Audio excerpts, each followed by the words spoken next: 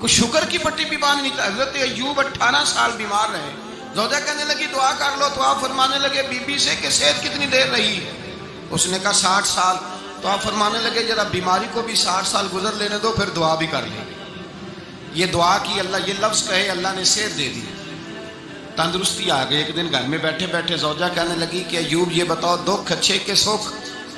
آپ فرمانے لگے سارے دن ہی اللہ کے ہیں، پر دکھ بڑے اچھے تھے۔ مجھ سے پوچھو تو دکھ بڑے اچھے تھے۔ کہا کس طرح؟ تو حضرت ایوب فرمانے لگے جب میں بیمار تھا تو 24 گھنٹے میں ایک دفعہ میرا رب میرا حال پوچھا کرتا تھا۔ ایک دفعہ میرا اللہ پوچھتا تھا ایوب تیرا حال کیا ہے؟ فرماتے ہیں 12 گھنٹے تو لذت ہی رہتی تھی کہ میرے رب نے میرا حال پوچھ لیا، اور اگلے 12 گھنٹے میں انتظار کرتا تھا مالک حال دوبارہ کب پوچھے گا۔ فرمانے لگے اب صحت تو ہو گئی ہے، پر اب میرا رب میرا حال تو نہیں نہ پوچھتا۔ بھائی مشکلات جو ہوتی ہیں وہ تو تجھے سجا دیتی ہیں، سوار دیتی ہیں۔ تجھے یاد آتا ہے کوئی اپنا، جب تجھے درد ہوتی ہے نا، تکلیف ہوتی ہے، پھر تیرا دل کرتا ہے کوئی کندھا ملے جہاں میں سر رکھ کے رہوں۔ پھر اسی لیے تو کسی درویش سے کسی نے پوچھا تھا اپنا کون ہوتا ہے؟ تو کہا جو تجھے دکھ کے وقت یاد آئے وہ تیرا اپنا ہے، جو تجھے عین آزمائش کے وقت یاد آئے اور تجھے اس کا نمبر فوراً تیرے موبائل پہ چلنے لگے وہ تیرا اپنا سجن ہے، جس کو تو دکھ کے وقت یاد کرے۔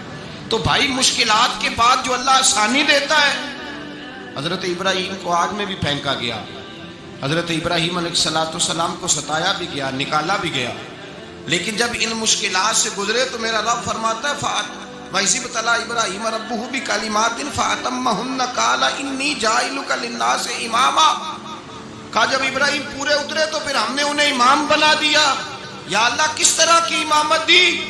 فرمایا میں نے اتنی اعلیٰ شان عطا کی ہے کہ اپنے لاڈلے رسول کو جناب ابراہیم کی نسل میں پیدا فرما دیا ہے، میں نے مصطفیٰ کو ان کی نسل میں پیدا کر دیا، قیامت تک کے لیے ان کا وقار بڑھا دیا۔ اللہم صلی علی محمد وعلی آل محمد کما صلیت علی ابراہیم وعلی آل ابراہیم، ان کی عظمت بڑھا دی، اس لیے کہ جب وہ آزمائش سے گزر کر کے آئے پھر جو آسانی دی۔ میرے نبی پاک صلی اللہ علیہ وسلم نے دین ابراہیمی کی بہت ساری چیزوں کو رکھا، کہا میں ملت ابراہیمی پہ ہوں۔ جب کوئی مشکلات کو عبور کر کے آتا ہے، جب کوئی تکلیفیں سہ کر کے آتا ہے، اس کے لیے جو اجر ہوتا ہے، اس کے لیے جو پھر اللہ کتنی ذرا بڑی توجہ کیجئے گا۔ لوگ سمجھتے ہیں فلاں آدمی مشکل میں ہے تو شاید مشکل میں ہی رہے گا، فلاں آزمائش میں ہے تو شاید آج میرا اللہ فرماتا ہے ایک مشکل دے کے میں 2 آسانیاں بھی دوں گا۔ تم مشکل دیکھ رہے ہو، مشکل نہ دیکھو، وہ جو اس کو بعد میں آسانی آنے والی ہے، اور ڈبل جو میں اس پر نعمت کرنے والا ہوں اس کو دیکھو۔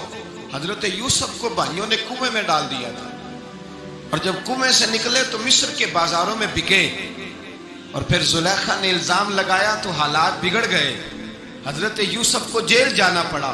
کتنی کٹھن زندگی تھی، لیکن میرے مالک کو کچھ اور ہی منظور تھا۔ کنویں میں گرنے والے، بازار میں بکنے والے، جیل میں جانے والے، الزام لینے والے جناب یوسف کو رب کریم نے اسی مصر کا بادشاہ بنا دیا، اللہ پاک نے اسی مصر کا حکمران بنا دیا۔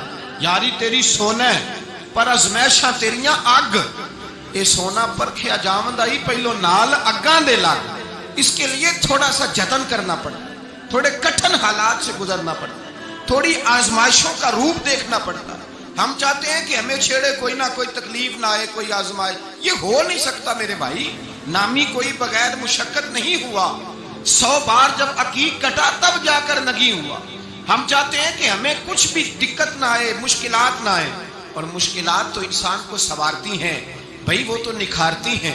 کبھی پوچھا کرو جا کر کے کسی گندم کے دانے سے کہ تو کہاں سے ہو کے آیا ہے، کہاں سے نکل کے آیا ہے، تو وہ بتلائے گا کہ بڑے مشکل مراحل سے گزرا ہوں، اور پھر اللہ نے مجھے طاقت دی ہے کہ میں انسان کے وجود کا حصہ بناؤں۔ تو بھائی کٹھن مراحل، آزمائشیں، تکلیفیں، یہ انسان کو بڑا انسان بنا دیتی، یہ اس کے لیے ترقیوں کا پیش خیمہ ہوتی۔ ہمارے جوان پریشان ہو جاتے ہیں، عورتیں خاص کر کے اس بات پہ توجہ کریں، وہ بڑی جلدی غم لے جاتی ہیں، وہ کہتی ہیں جانے میرا کچھ ہوگا ہی نہیں، جانے میرا کچھ ہو ہی نہیں سکتا۔ میرے بھائی درجنوں اور بیسیوں لوگ ایسے ہیں جن کی اولادیں نہیں تھی، لیکن نام ان کا ان سے بھی زیادہ ہے جو بڑے بڑے صاحب اولاد۔ حضرت خواجہ معین الدین اجمیری کو جانتے ہیں آپ لوگ؟ نہیں، جو جانتے ہیں وہ بولیں. جانتے ہیں جی؟ لو جی، کافی سارے جانتے ہیں، تھوڑے جی رہ گئے. جانتے ہیں نا خواجہ صاحب کو؟ ان کے کسی بیٹے کو جانتے ہو؟ نہیں جانتے. نہیں جانتے. نہیں جانتے آپ ان کے بیٹے کو.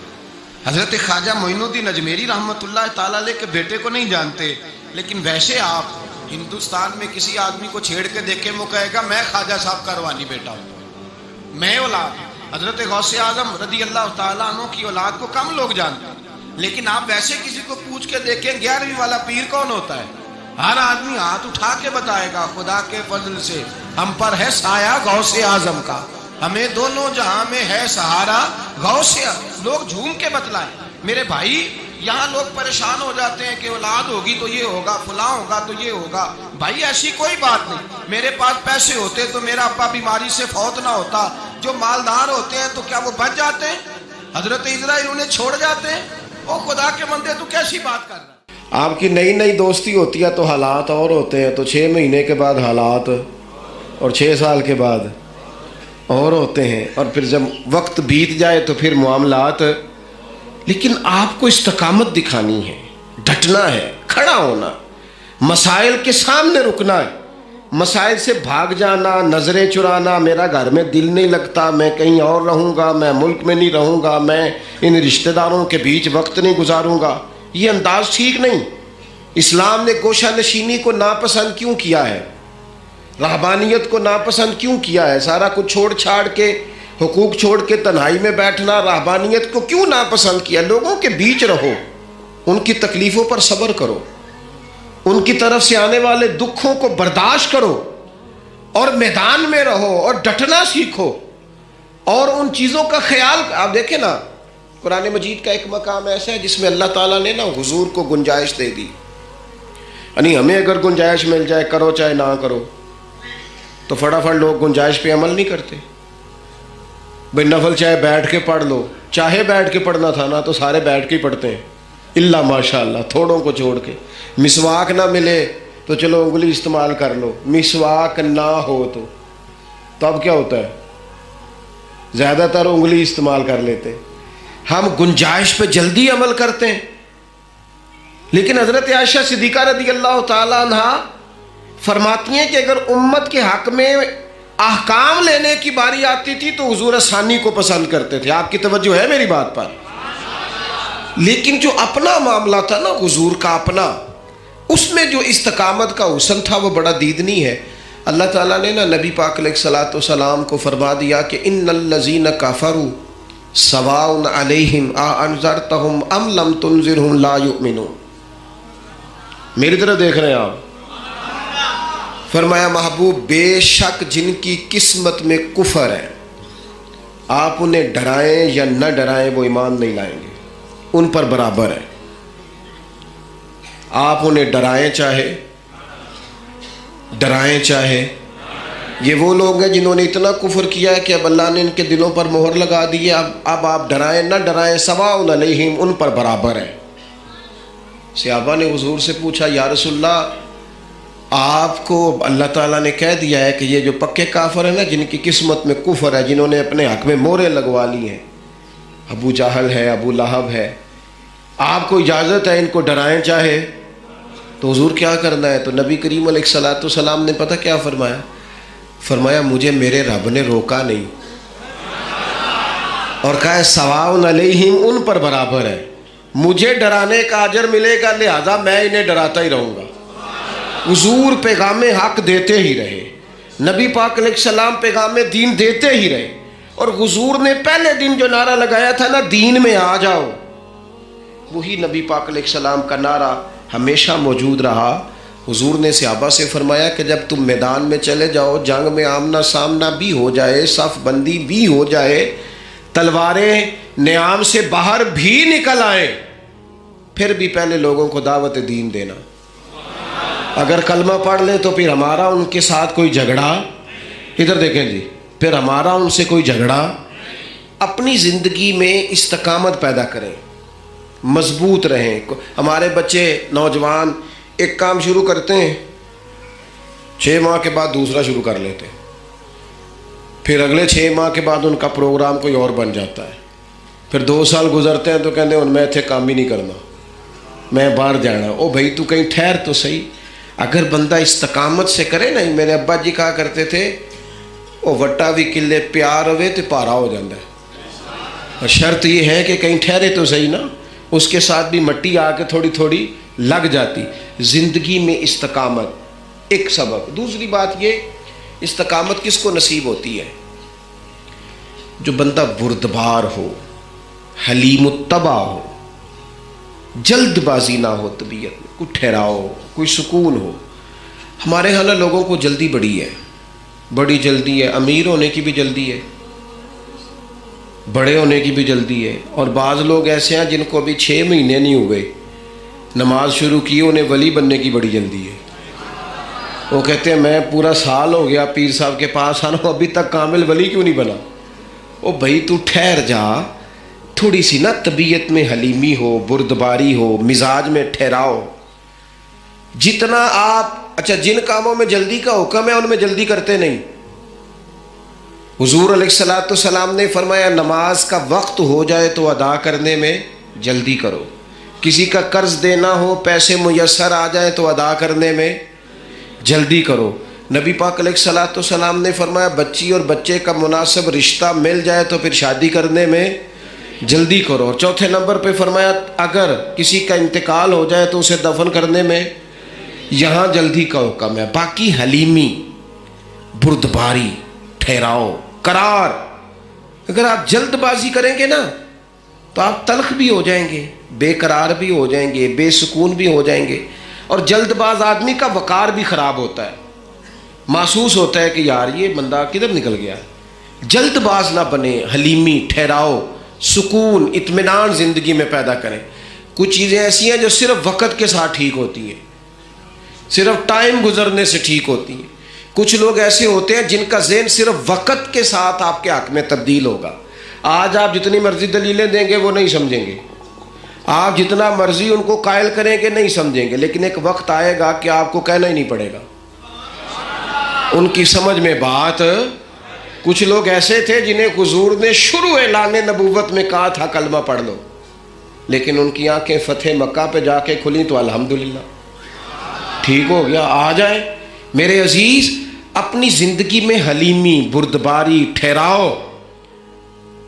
وہ مرغی بھی جب تک جم کے نہ بیٹھے, انڈوں سے بچے نکلتے, اسے بھی کچھ دن ڈٹ کے بیٹھنا پڑتا ہے. اگر ٹھہراؤ ہی نہیں ہوگا, قرار ہی نہیں ہوگا. قبیلہ عبد القیس کا وفد آیا تھا حضور کی بارگاہ, کچھ لوگ دوڑ کے آ گئے زیارت کرنے کے لیے, لیکن جو ان کا سردار تھا نا,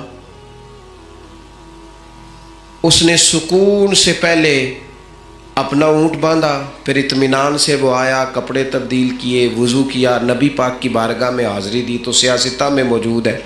حضور فرمانے لگے تیری یہ 2 عادتیں مجھے بڑی بھلی لگی ہیں, ایک تیرے مزاج میں جو اطمینان ہے, اور دوسری جو حلیمی اور بردباری ہے. یہ جو ٹھہراؤ ہے, طبیعت کا سکون ہے. یہ جو میں نا ایئرپورٹ پہ تھا, لائن لگی ہوئی تھی لوگوں کی, واپس آیا تھا میں, تو مجھے دیکھ کے نا وہ جو امیگریشن کے لوگ ہوتے ہیں ایئرپورٹ پہ, وہ مجھے کہنے لگے پیر صاحب تسی اگے آ جاؤ. اب ظاہر ہے چلیں دین کی برکت ہے, کچھ لوگ جانتے ہیں کہ آپ آگے آ جائیں. میں نے ان سے کہا آپ کا شکریہ, لیکن میں جہاں کھڑا ہوں ٹھیک ہوں, اور میں ہوں بھی بالکل ٹھیک, مجھے جلدی بھی کوئی نہیں, کوئی جلدی نہیں کسی قسم کی. وہ پھر کہنے لگا آپ آگے آ جائیں. میں نے کہا نہیں آتا, میں ادھر ٹھیک ہوں, بالکل اطمینان میں ہوں, ٹھیک ہوں.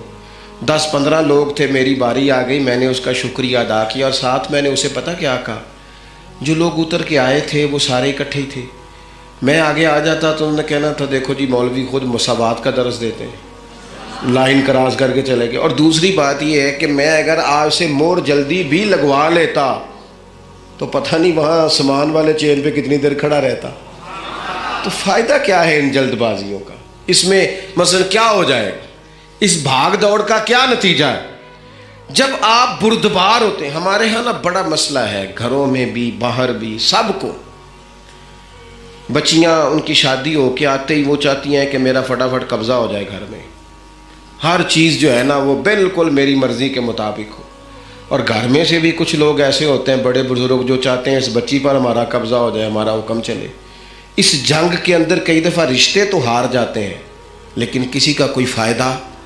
اگر وقت گزارا جائے تو ایک ٹائم آتا ہے جب اللہ تعالیٰ ہر شخص کو اس کا نصیب اس کے دروازے پر عطا کر دیتا ہے. حلیمی، ٹھہراؤ، حوصلہ. یعنی آپ کسی دشمن سے تابڑ تو گفتگو بھی کریں گے نا تو کئی دفعہ وہ تو جس طرح کا ہوگا آپ کا بھی وقار خراب ہو جائے گا. حضور فرماتے ہیں کچھ لوگوں کو اللہ قیامت میں بغیر حساب کتاب جنت میں داخل کرے گا. فرشتے پوچھیں گے پل صراط سے ہوا ہے؟ وہ کہیں گے دیکھی نہیں. میزان عمل تلوائے؟ وہ کہیں گے دیکھا ہی نہیں. کیسے آ گئے؟ تو کہیں گے خدا کے فضل سے آ گئے. فرشتے پوچھیں گے تمہارا عمل کیا تھا؟ وہ کہیں گے کچھ بھی نہیں. عام لوگوں کی طرح نماز پڑھتے تھے، روزہ رکھتے تھے، حج فرض ہوا تو کیا، زکوٰۃ اگر ہمارے اوپر لاگو ہوئی تو دی، عام روٹین کے معاملات. تو فرمائے اتنی بڑی فضیلت کے بغیر حساب کتاب جنت، کوئی تو وجہ ہوگی. تو بندے عرض کریں گے وجہ ایک ہی تھی کہ رب جو ہمارے حق میں فیصلہ کرتا تھا ہم اس پر راضی ہو جایا کرتے. علامہ اقبال نے ایک بات لکھی ہے. اقبال کہتے ہیں جب میں لندن میں وکالت کرتا تھا تو ایک خاتون تھی، لیڈی بارنس اس کا نام تھا. چھوٹے موٹے مقدمات لے کے وہ میرے پاس آتی تھی. بی بی ایک ہوٹل چلایا کرتی تھی. اس کا خامن جو تھا وہ فوج میں ملازم تھا. اقبال نے خود لکھا ہے. اقبال فرماتے ہیں کہ ایک دن وہ خاتون پھر کسی کیس کے سلسلے میں میرے پاس آئی. تو جب وہ آئی تو اس نے نقاب اوڑھا ہوا تھا، برقع کیا ہوا تھا. تو چونکہ اس نے نقاب اوڑھا تھا مسلمانوں کی نشانی تھی. نقاب اوڑھنا کن کی نشانی ہے؟ اللہ آپ کو خوش رکھے. تو کہتے ہیں وہ نشانی چونکہ اہل اسلام کی تھی تو مجھے تجسس ہوا. میں نے کہا لیڈی خیریت ہے؟ میم صاحبہ یہ برقع پہنا ہوا ہے. تو کہنے نہیں ہنس کے اقبال مجھے پکا یقین تھا کہ آپ ضرور پوچھیں گے. تو میں نے کہا اچھا تو یہ برقع؟ تو کہنے لگی الحمدللہ میں مسلمان ہو گئی.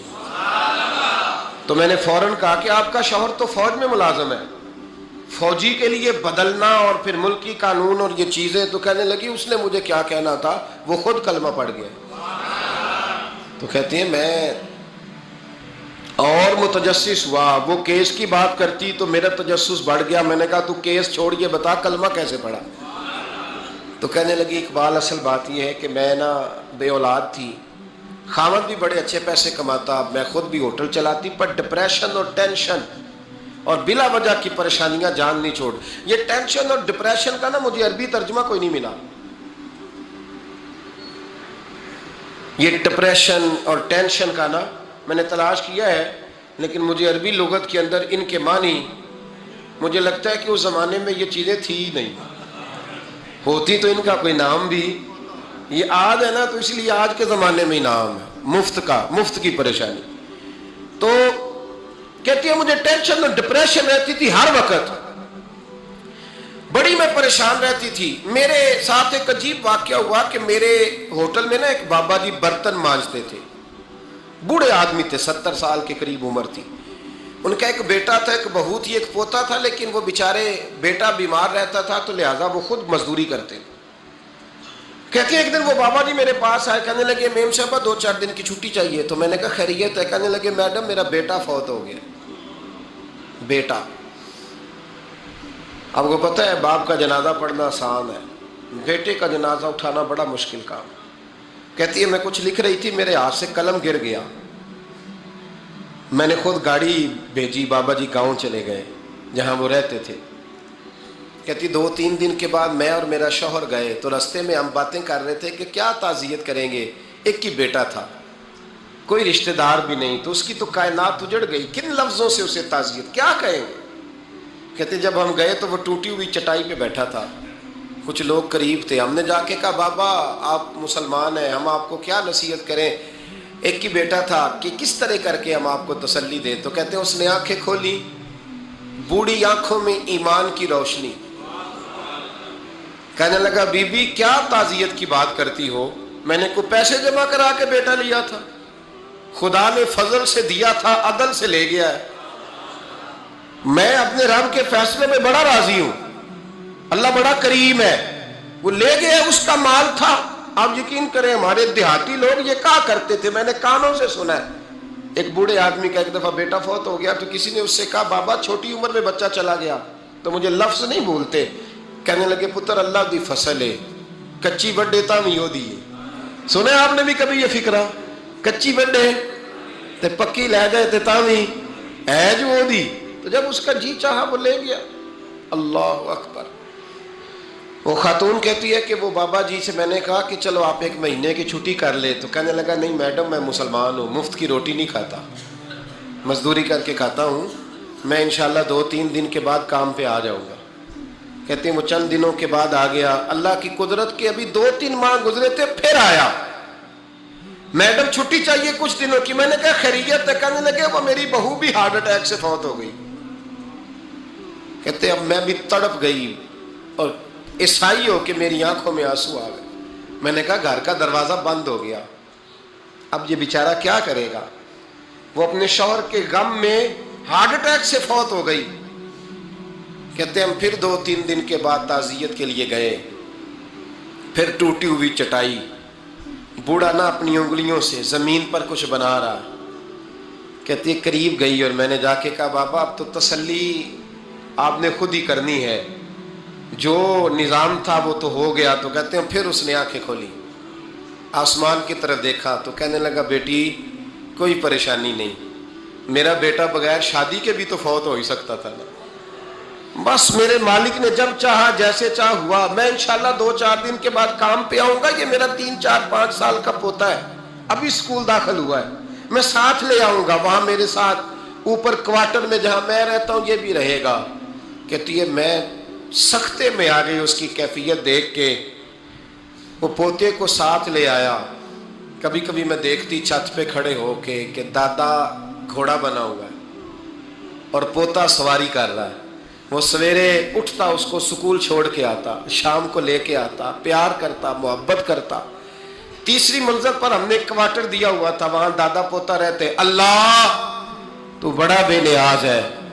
کہتی ہے اقبال ایک دن نا پوتا اوپر والی منزل پہ کھیل رہا تھا، اس کا پیر پھسلا، وہ گردن کے بل زمین پہ گرا، مجھے خبر ہوئی تو میں دوڑی، ایمبولینس منگائی، خون سے لتھڑے ہوئے اس بچے کو دادے نے اپنی گود میں رکھا، اور جب ہم ہسپتال کی طرف گئے تو ہاسپٹل بعد میں آیا، جناب اسرائیل پہلے آ گئے، اور کہتے ہیں وہ گود میں دم توڑ گیا۔ پھر دادے نے اسے اپنے ہاتھوں سے غسل دیا، پھر اس نے اپنے بوڑھے ہاتھوں سے قبر کھودی اور پھر مٹی ڈال کے کہنے لگا اِنَّ لِلَّهِ وَإِنَّا إِلَيْهِ رَاجِعُونَ، جے سونا ہی میرے دکھ وچ راضی، جے سونا ہی میرے دکھ وچ راضی۔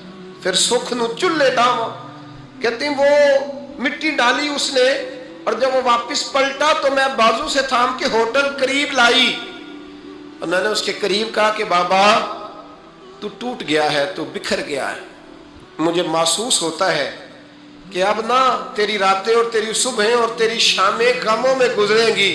تو کہتے ہیں یوں اس نے ہاتھ رکھے اور یوں آنسو چھٹک دیے، کہنے لگا میڈم کیوں میرے اندر کوئی عقیدہ نہیں، میں کوئی لوارث ہوں، میرا کوئی رب نہیں، میں کیوں پریشان رہوں گا، میں تو پکا ہوا پھل ہوں، تھوڑے دن گزریں گے قبر میں جاؤں گا، اور جب جنت میں جاؤں گا تو اللہ میری بیٹے سے بھی ملاقات کرائے گا، میرے پوتے سے بھی ملاقات کرائے گا، میرا رب ساری ملاقاتیں کرا دے گا، میں اپنے اللہ کی رضا میں بڑا راضی ہوں۔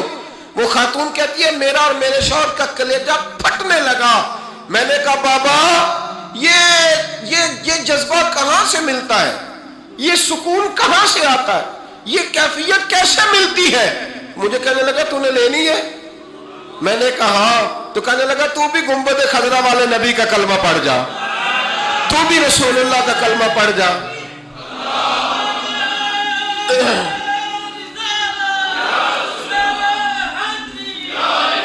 میرے محبوب کا کلمہ پڑھ، اللہ تجھے سکون عطا کرے گا۔ ایک حدیث نہ پڑھ لوں مسلم شریف سے، بخاری سے ایک حدیث نہ پڑھ لوں تاکہ یہ بات مضبوط ہو جائے۔ حضرت ابو طلحہ رضی اللہ تعالی، بیٹا شدید بیمار ہے، मजदूर आदमी थे, कई दिनों से घर थे।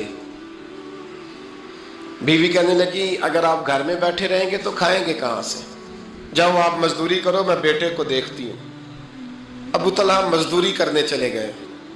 शाम को आए तो बेटा फौत हो चुका था। औरतें बेहौसला होती है ना अक्सर, पर बीवी ने सफेद कपड़ा डाल के कमरे में रख दिया। बेटा, माँ और बेटा को नाप तकता है रिश्ता। बेटे में सफेद चादर डाल के कमरे में रख दिया। हजरत अबू तलहा अंसारी आए, बेटे का क्या हाल है? कहने लगी अल्लाह की रहमत में है। अल्लाह की, कैसा जुमला है, अल्लाह की रहमत में है। खामद ने खाना खाया, बीवी से मिलने को दिल किया तो मुलाकात हुई। फारिग होके बैठे तो खातून उठ के ना खामद के करीब गई, उसका हाथ थामा, कहने लगी नबी करीम अलैहिस्सलाम के सहाबी हो, एक मसला दरियाफ्त करना था, बताओगे? का पूछो। कहने लगी अगर कोई आपके पास अमानत रखवाए और फिर अपनी अमानत वापस मांगे तो क्या करोगे? हज़रत अबू तलहा कहने लगे पूछने वाली क्या बात है, जिसकी अमानत है वापस कर देंगे। अब ज़ौजा रोई, अब सब्र वाली बीबी रोई, अब माँ रोई, आंसू टपके, आंचल से पूछ के कहने लगी अबू तलहा वो बेटा भी अल्लाह की अमानत था और रब अपनी अमानत ले गया है, उठो गुस्ल कफन का बंदोबस्त करो। हजरत अबू तलहा उठे, कांपते कांपते हाथों से गुस्ल कफन दिया, मस्जिद नबी में पहुंचे, महबूब की बारगाह में अर्ज किया तो रसूल करीम फरमाने लगे तेरे और तेरी बीवी के अमल से अल्लाह भी बड़ा राजी है, अल्लाह के रसूल भी बड़े राजी और अल्लाह तुझे बरकत अता करेगा। सहाबा कहते हैं फिर अल्लाह ने उन्हें 9 बेटे अता फरमाए। फिर अल्लाह ने उन्हें, अल्लाह की रजा पे राजी रहना सीखो, अल्लाह के करीब चले जाओगे, अल्लाह की रजा पे। हजरत सुफियान सौरी दुआ मांग रहे थे, या अल्लाह राजी हो जा, या अल्लाह राजी हो जा, या अल्लाह राजी हो जा, दुआ मांग रहे थे। बीबी राबिया बसरी पर्दे के पीछे बैठी थी। जब दुआ लंबी हो गई तो कहने लगी सुफियान बस कर, कोई अगला लफ्ज भी बोल, बस कर। आप फरमाने लगे तुझे क्या हुआ? तो कहने लगी तू कब से कह रहा या अल्लाह राजी हो जा, या अल्लाह राजी हो जा, पहले अपने दिल पे हाथ रख के बता तू अल्लाह से राजी है? तू राजी है अल्लाह से? तू रोज नहीं कहता पैसे नहीं है मेरे पास मुझे दे, तू रोज नहीं कहता या अल्लाह फलानी चीज कोई नहीं दे, ऐ अल्लाह फलां को दे दिया मुझे क्यों नहीं देता माज अल्लाह, तू रोज शिकवे नहीं करता? फरमाया पहले तू तो राजी हो जा।